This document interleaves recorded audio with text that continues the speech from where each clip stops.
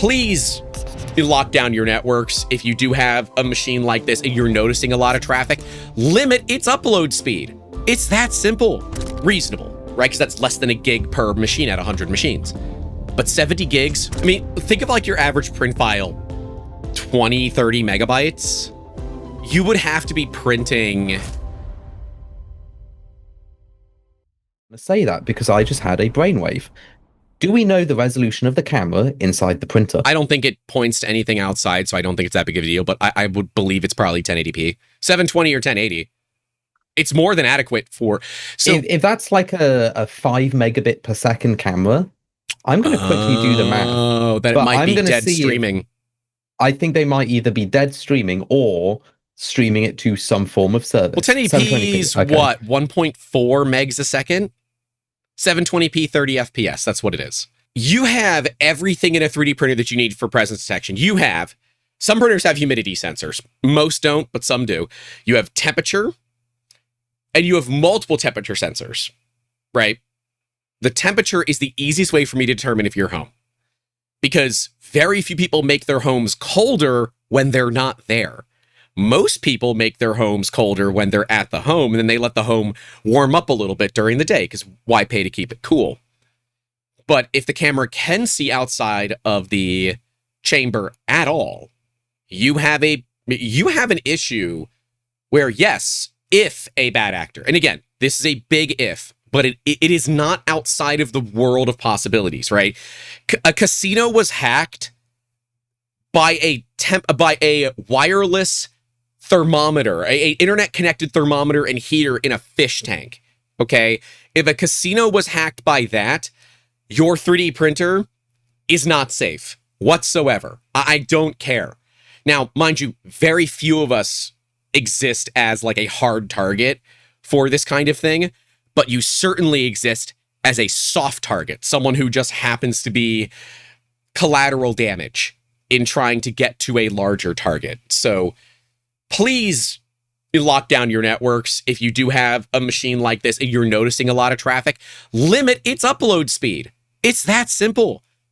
Very, very simple. So Jacob, okay, so what's the I've done number? the math.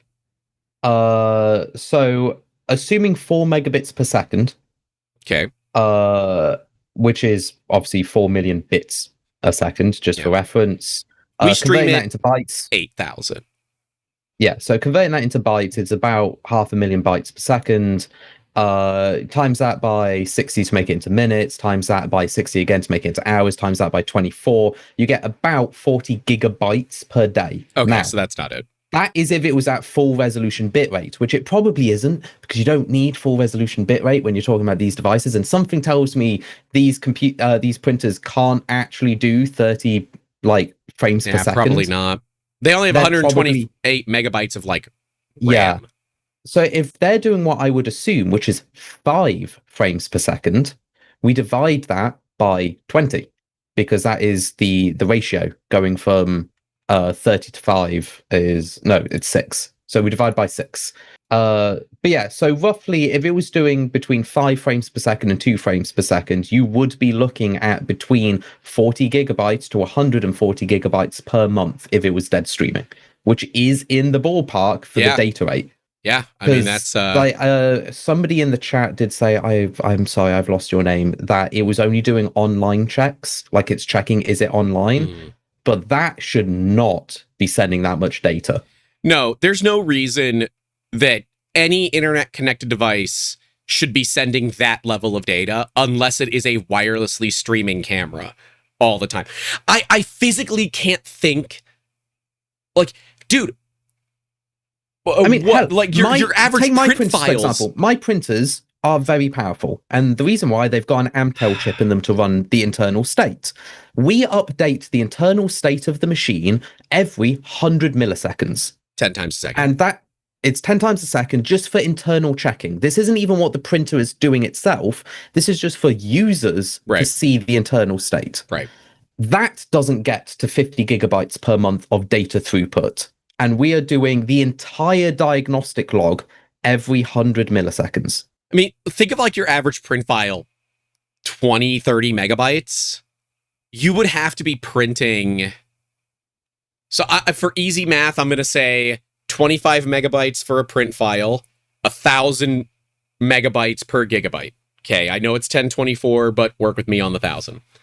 So it's 4 files to get to 100 megs, 40 files to get to a gig by times 7. So you would need 280 prints a month at 25 megs apiece that you're sending over the cloud to have that machine use that much network traffic. I don't think that that's possible. Now, if you had a print farm full of machines, let's say you had 100 machines, okay, fine. I can absolutely look at that and say, okay, 70 gigs, reasonable, right? Because that's less than a gig per machine at 100 machines. But 70 gigs or more on one machine? That I realized something. How many people have actually bought this machine for print farms? I would guess that there's a lot of them in print farms. So there's no... Imagine just the pain of somebody who isn't a network admin buying 20 machines for their little print farm they're setting up for their local city or something, and then they're going to connect on their phone, and they can download YouTube because it's a download, and it'll probably feel great. And the moment they try to make a phone call, there is nothing, because all of the printers are just there going like, give me your data. Give me... I'm sorry, that is so funny to me. And like, that is painfully funny. And people are saying to use Wireshark. Wireshark is only good if you understand the output from it. And Wireshark, if they're encrypting the traffic, which, good Lord, I hope they are. But if they're encrypting the traffic, it's going to be of zero value to you anyways. Wireshark is only good for like unencrypted traffic or to determine what devices on your network are a problem. So like we run smoke ping on our network to determine if any of the systems on our network are creating packet loss. And I can pull it up, but it is a huge load on Google Chrome to do it. So I'm not going to. But traditionally, we run sub 7 milliseconds internal. That's good. And that is from my computer through a switch to our custom router, to their modem, and to their first hop. 7 milliseconds to their first hop. Okay, I was going to say, like, if you didn't add the first hop, we probably need to look at your network setup, because 7 milliseconds is a lot of time. But then you said 2 first hop. That's okay. Internally, we run under 400 microseconds. Yeah. And we are not That's fiber. What I expect. We are still running copper internally. And so this is where the concern comes in, is that what is doing it? Is it as simple as a firmware engineer made an turned a 0 into a 1, and now all of a sudden it's streaming? Or is there a nefarious thing behind it? Right? Elegoo, to whatever credit I can give them for this machine, they have been really, really good about updating users when they make new revisions to these machines. And I guess it's changed now, but for a certain amount of time, if you had a Gen 1, you could be upgrading it. I think they're in like Gen 4 or Gen 5 right now for the Centauri Carbons. Like the Gen 1s didn't have lights, and if they had lights, they were bad lights. The Gen 4, Gen 5 have much nicer lights now on the interior, so you can see things. Elegoo was offering those upgrade kits to people that had the older machines for no cost. And you know what? I can dig it. I can totally dig it. But I also believe that maybe do a little bit more beta testing. I think Randy Parker in the chat has it right, though, especially when it comes to what they're streaming. Yeah. Hanlon's Razor. Don't attribute anything to Malice, which you could attribute to stupidity. Yeah. And in this case, one of the easy checks is, what does Elegoo gain from taking all of your data? Unlike Bamboo Lab, where they have scale to utilize that data and actively use it to earn something, Elegoo isn't that big. They are very much larger than you size. think.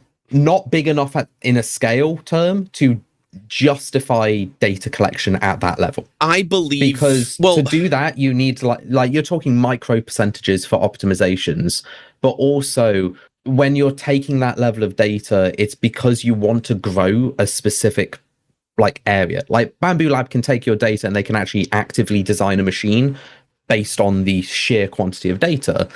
Elegoo doesn't really have enough users to go, hey, we want to spin up an AI development thing that has a laser cutter, like what Bamboo Lab did, because they don't have the data source to justify that. They also don't have the engineers. Like, if they did, they wouldn't be doing this type of game. They'd be fighting much higher.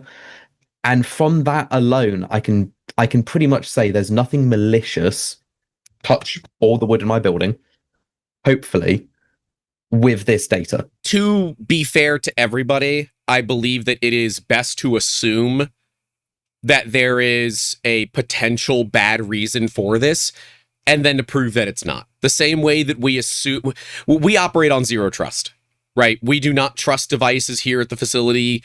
It is not something that we do. It's not safe for us to do that.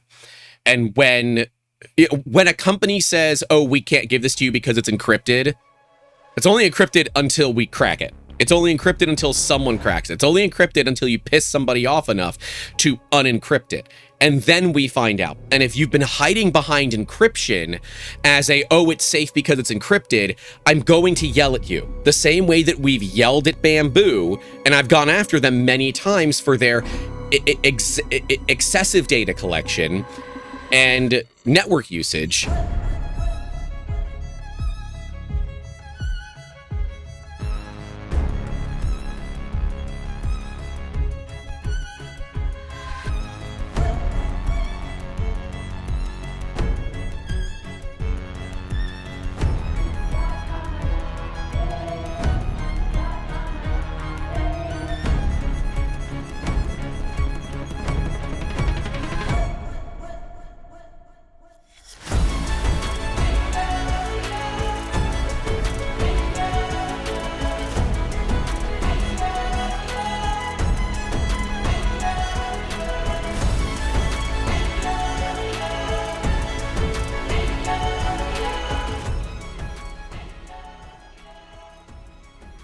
Because, good Lord have mercy.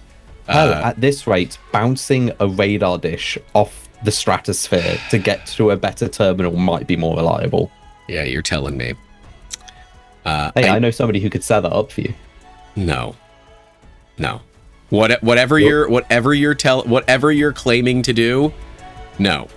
That's all. You just need 2 microwave transformers, a radar dish, and a converter, and you can bounce microwave communication off the stratosphere.